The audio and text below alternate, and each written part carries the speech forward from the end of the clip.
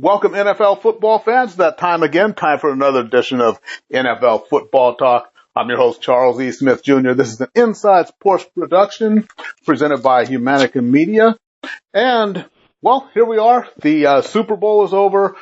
The New England Patriots, once again, are the champions of the National Football League for the second time in 3 years. Now, this was the third straight trip to the Super Bowl. We're going to break all that down for you, take a look at the off-season, take a look at the Hall of Fame class, a few other tidbits from the NFL. But before we go ahead and get started, I have to introduce my co-host. I don't work alone here. I do enlist the help of the very, very best. So here he is, a proud graduate of Rutgers University from somewhere in a undisclosed location in beautiful Southern California. Many of you already follow him on Twitter at Chris L Sports, and if not, you should be. Here is the main man, Chris Lardieri. Chris, what's happening out there, man? Charles, great introduction. Thanks as always. Don't know about you. I'm still trying to recover from that Super Bowl. But on the bright side, there were three former Rutgers players that got the Hoist Lombardi Trophy. I guess that's the one upside to this. That's true. And your other Rutgers boy there, Greg Schiano, is going to join the evil empire as he just got hired today. And this is February, what is today, the 6th? 6th. I believe, yes. February 6th, he is now the defensive coordinator for those New England Patriots. And that's great news for him because his two predecessors got paid a lot of money to be head coaches, and jury's still out as to whether they're really the defensive brains of that team. There we go. So, before I forget, let's go ahead and congratulate the new Pro Football Hall of Fame class of 2019. It was really defensive back heavy here. We had Champ Bailey, Ty Law, Ed Reed, of course, had to go in. And Johnny Robinson from way back in the day, he played for the Dallas Texans and the Kansas City Chiefs.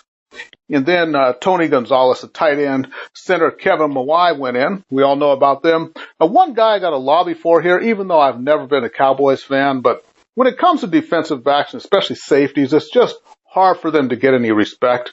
But a guy who played through the 70s, and that is Cliff Harris. You'll remember him teamed with Charlie Waters a lot there as a safety, but he was really the mainstay. I mean, the guy was a member of the 1970s All-Decade team, 6 straight Pro Bowls, 4 straight years All-Pro, and the 1 year he wasn't first team All-Pro, he was second team. Member of the All-Decade team, so Cliff Harris, he's got to get some love. The only thing his Cowboys team couldn't do was beat the Steelers in the Super Bowl. But definitely, he should get into Canton at some point. And I would think, too, with Kenny Eastwood recently getting in, that maybe they'd open it more to some safeties, but apparently not. For me, I keep beating this drum. I know Dan Fouts made an impassioned speech in that room, but Don Coryell is going to be in the Pro Football Hall of Fame. I don't know what goes on in there. I think, I used to think the Baseball Hall of Fame voting was a farce, but the format and what goes on in that room is really a head-scratcher when a guy like that is not in the Hall of Fame. Yeah, definitely. But congrats to all who are there. And as far as those who are not there and should be there, hey, here at Inside Sports NFL Football Talk, we do lobby for you. We know you should be in there, and we do all we can. Okay, well, let's get to this game. Super Bowl, what I saw, hey, all due respect to the Patriots, they won the game. I know that. But if we look at do the autopsy of the Super Bowl from the Rams standpoint, I just think what I saw, some would say, as a friend of mine said, he likes to see a good defensive. He's a fan of defensive football, so he was fine with this 13-3 lowest scoring Super Bowl in history. He doesn't like the 7-on-7 looking football. But what I saw good defense from the Rams. What I saw, though, on the offensive side of the ball for the Rams was just not executing. And I think just because the score is low does not necessarily mean great defense played on both sides. There's one thing to be stopped by a great defense. Then the other thing is just the inability to execute good offense. Exactly. And while both teams did play good defense, this was not going back a ways to that infamous 49ers Giants Monday night game 1990 slugfest, or even earlier in the year the way the Bears played defense against the Rams on Monday Night Football. That was a beatdown and a shutdown. This Super Bowl was sloppy. It was messy. Even on the Patriots side, I mean, Right. Tom Brady, thank God he didn't get the MVP, because Lord knows he didn't deserve it. And if you ask me, he showed his age with the way he threw the ball. I mean, other than throwing to Welker and one nice pass to Gronk, getting them down at the one, that was Edelman. not a very Edelman. good offense.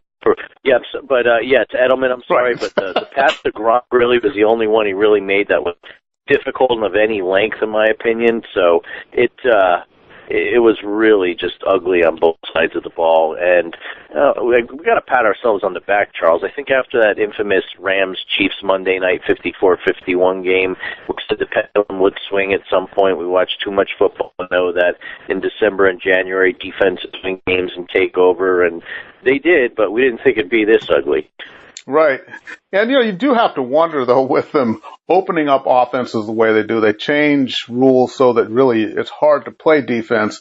And through the regular season, we get all this scoring, scrub QBs throwing for 4,000 and 5,000 yards. And then we get to a Super Bowl and it's 13-3. So it still comes down to the 3 yards in a cloud of dust. Not that you can really get dust on turf, but that's just a metaphor. So here's a defensive player, and this is Ndamukong Suh, defensive lineman for the Rams. Here's what he said about the game. And you can take a guess at what player he's talking about. He says, "In my opinion, just thinking back, we eliminated him, even though he got yardage. We just have to not allow points to get on the board and give our offense more opportunities to score." Now, Mr. Suh, in all his wisdom there, he was referring to Julian Edelman, who was the Super Bowl MVP, who had 10 catches for 141 yards, 2 catches of 25 yards, another catch of 27 yards was his longest. But can you put that into perspective, or was that just something emotional that Suh was saying that just didn't come across quite right? Yeah, I'm not quite sure what to make there. I'm guessing it'd be on the emotional side, probably because, if anything, I feel like the Rams defense played like a Super Bowl champ that day. They did. Wade Phillips, to his credit, had a phenomenal game plan, and his defense executed it. And I'm going to guess, I'll play the armchair Dr. Phil here of football, I guess, but I'm guessing that's probably tinged with emotionalism and missed chances. But, yeah, and at the end of the day, Tony Romo on the broadcast kind of hit the nail on the head. I mean, they had him double covered at parts, but he was just a man on a mission. He just would take him maybe 5 steps and he'd have his man beat, and Brady would have the ball right to him. I mean, there's only so much you can do. He's not a deep threat by any means, but you've got to count for him every time on that field. Yeah, and pretty much I say about Edelman the same things I said about Wes Welker back in the past. I said, he is the quickest slow guy you'll ever meet. And that's the same thing that could be said of Edelman, he's not going to beat you in a 50-yard dash. But when you need to cover 3 or 4 yards of space, it's hard to cover it quicker than Edelman does.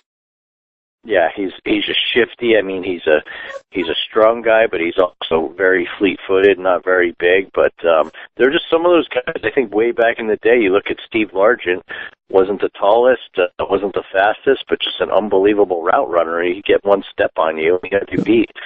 And, of course, Fred Biletnikoff, who, was probably the slowest guy in the NFL, but nobody could really stay with him because he was just so incredibly shifty. And when they talk about speed and quickness, that's the difference. Speed is once you get to top speed running north-south, that's one thing, but quickness is just that lateral movement and ability, and that's how you get away from defenders. That's how you create the separation in any sport, and that's how you get open for a pass or open for a puck or anything. All in the footwork.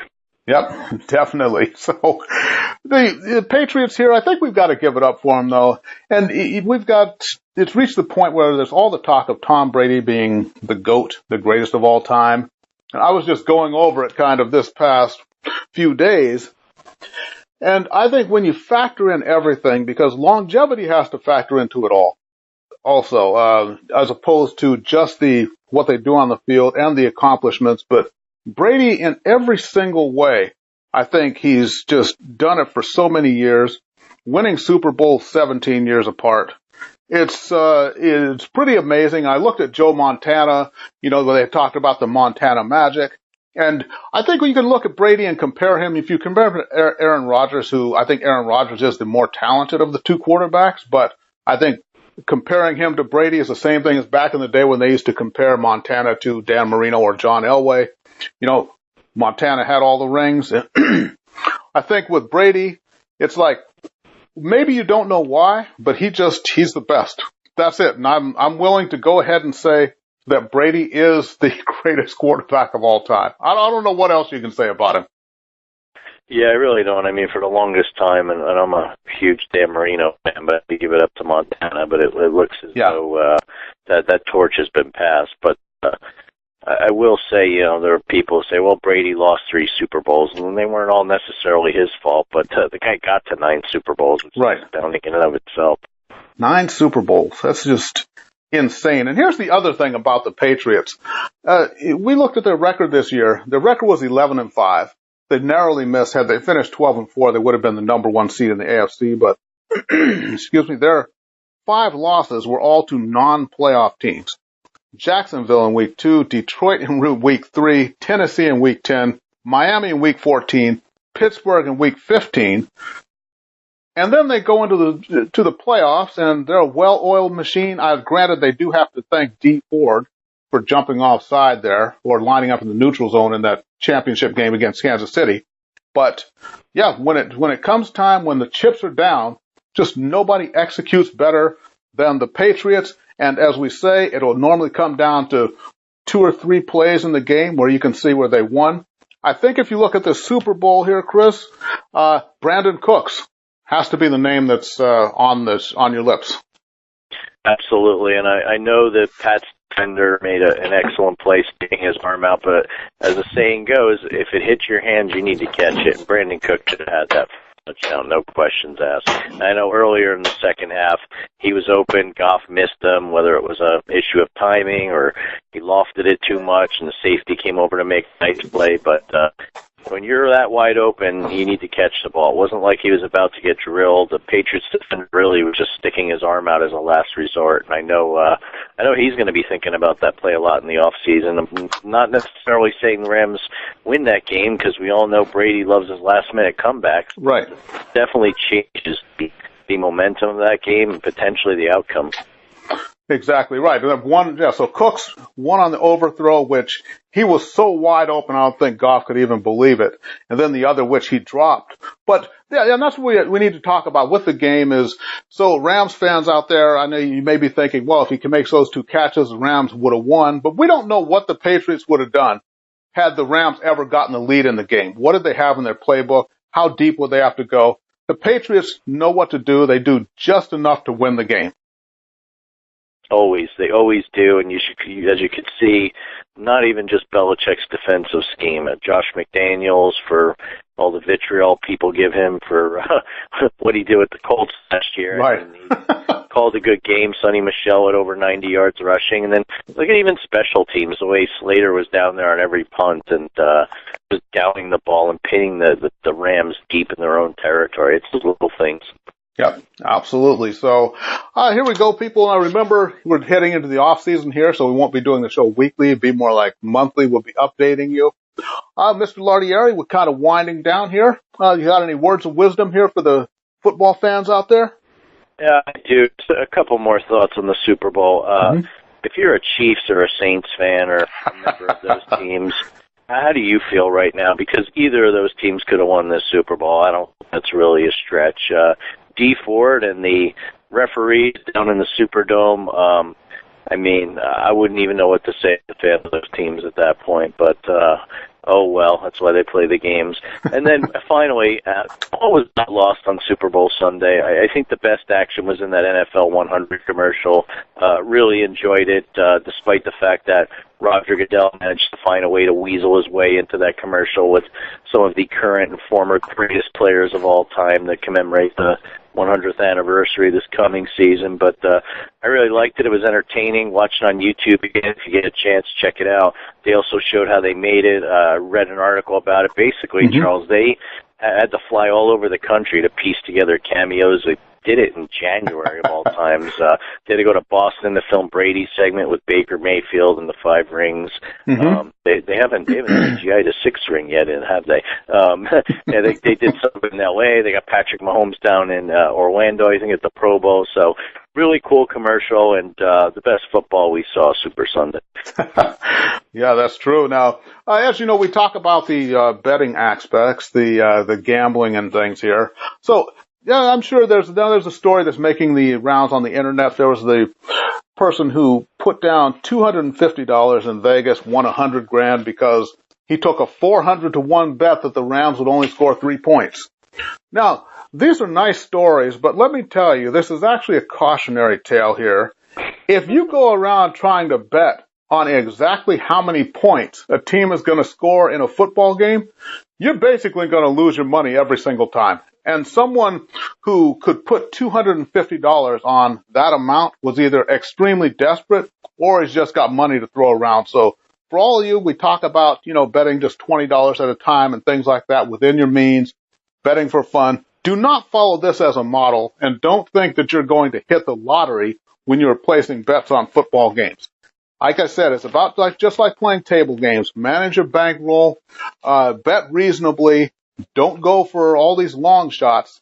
But if you think you're going to ever put down 200 and have it pay off $100,000, it's not going to happen. That's like buying. You may as well just be playing the lottery.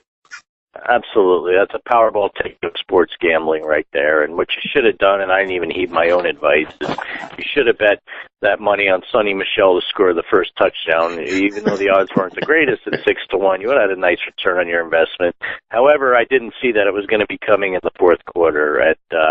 Also, as well, I kind of thought the under would have been interesting in this game, but by no means did I think it would be 16 as opposed to, I think, like the 56 or 57 right off that. I lost track. So, yeah, there's a lot of 20/20 hindsight when it comes to gambling, but I can tell you that, and don't bet on the national anthem, please. I know Vegas doesn't take action on that.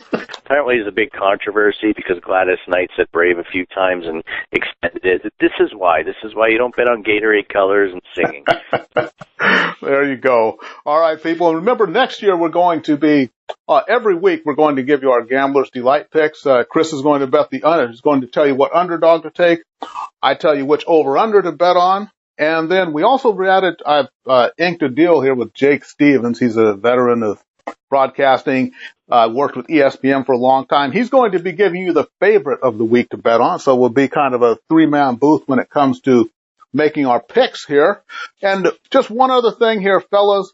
This is a PSA for you. Next week, Valentine's Day is coming up. And I know it's really, nobody wins Valentine's Day. You just want to survive it. And I just saw something on the news here where, on average, the average male spends $300 on his significant other for Valentine's Day, whereas the average female spends a little over $60 on her significant other, and yet somehow we still manage to get in trouble on Valentine's Day. Hey, you know what? Here's just hoping to everybody. I hope you get just a push for Valentine's Day. You don't win, you don't lose, just your life is normal after that. Otherwise, you have to make it up on her birthday. And hey, God help those of you whose significant other's birthday was in January. Oh, yeah. Or you could be like me, Charles. My daughter was supposed to be born on Valentine's Day. She ended up being born a few days later. So we always have that as our excuse because we've got to shower her with gifts and affection and other stuff. Happy birthday. We love you, by the way. But I don't think that's a feasible option for the rest of you guys out there. So please heed Charles' advice. Yeah, there you go. Okay, everybody. So remember, the show is NFL Football Talk. This is an Inside Sports production. You can follow me on Twitter at The Inside Sports. Follow Chris on Twitter at Chris L Sports. And we'll be giving you updates, monthly updates on the NFL season, the latest goings on, the trade deadlines, all that type of stuff. We just won't be weekly, but make sure that you do check back whether you find us on iTunes or Podbean, whatever platform you listen on. So, Chris, before we check out, any final words? Yeah, so now that the season's over, we wrap that up. I think the next thing to really look forward to is the obsession over the 40-yard dash, et cetera, at the scouting combine. which frankly makes for kind of boring TV for me. At least gets the draft buzz going, so that'll be step one. And then before you know it, it'll be March. Free agency will be going nuts. Teams will spend lots of money on their salary cap. You look alone at the Rams, they've got a number of free agents and decisions to make there. That'll be interesting to see what happens. And then I think the big story to keep your eyes on is Antonio Brown. I think that shakes out in the next few months. Do they trade him? Do they try and make peace with him?